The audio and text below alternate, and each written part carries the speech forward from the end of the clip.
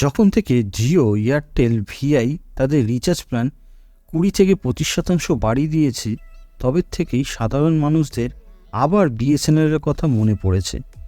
মানুষ আবার পুনরায় বিএসএনএলের দিকে ঝুঁকছে। তারা জিও, এয়ারটেল, ভিআই থেকে বিএসএনএলে পোর্ট করছে। বিএসএনএলের কিছু সস্তা প্ল্যান সম্পর্কে জানাবার আগে কিছু তথ্য আপনাদের সাথে শেয়ার করব।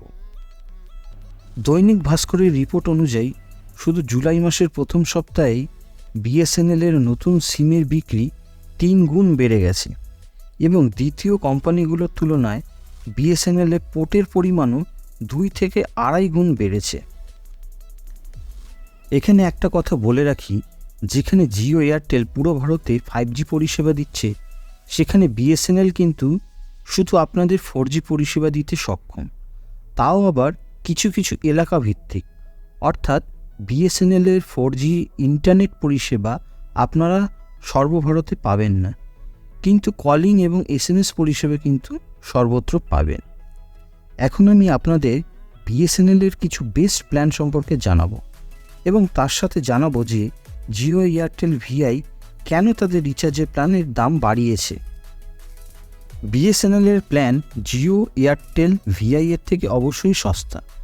যেখানে প্ল্যানের দাম বাড়ানোর পর প্রাইভেট কোম্পানিগুলো 859 রিচার্জে 84 দিন ভ্যালিডিটি অফার করছে, সেখানে বিএসএনএল মাত্র 599 টাকাতে বেশি বেনিফিট এবং ভ্যালিডিটি অফার করছে।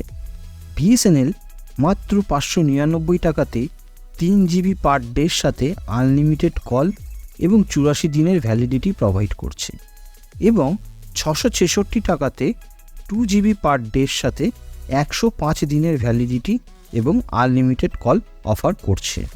আরও কিছু সস্তা প্ল্যান বিএসএনএল প্রোভাইড করছে, যেমন বিএসএনএল মাত্র 107 টাকাতে 35 দিনের ভ্যালিডিটির সাথে 3 GB ডেটা এবং 200 মিনিট টক টাইম প্রোভাইড করছে এবং 147 টাকাতে 10 GB ডেটা এবং আনলিমিটেড কলের সাথে 30 দিনের ভ্যালিডিটি প্রোভাইড করছে।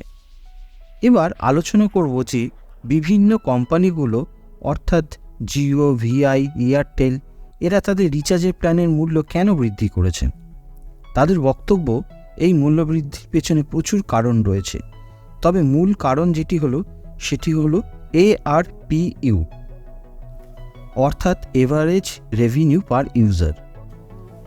সোজা ভাষায় কোম্পানিগুলির মূল টার্গেট হলো তাদের ARPU 300 টাকা পর্যন্ত নিয়ে যাওয়া, অর্থাৎ পার ইউজারদের থেকে 300 টাকা উপার্জন করা, যেটা গত বছর 200 টাকা ছিল এবং ভবিষ্যতে যখন তাদের ARPU 300 টাকা পূর্ণ হয়ে যাবে তখন কিন্তু তারা তাদের প্ল্যান আবারও বাড়িয়ে দেবে।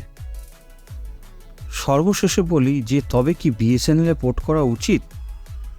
তো বলবো, যাদের শুধুমাত্র কলিং এবং SMS-এই কাজ মিটে যায় তারা অবশ্যই বিএসএনএলে পোর্ট করবেন এবং যারা স্বল্প বিস্তর ওয়েব সার্ফিং বা সোশ্যাল মিডিয়া অ্যাক্সেস করতে চান তারাও কিন্তু বিএসএনএল ইউজ করতে পারেন, তাতে কোনো অসুবিধা নেই। কারণ বিএসএনএলের 3G পরিষেবা খুব খারাপ নয়।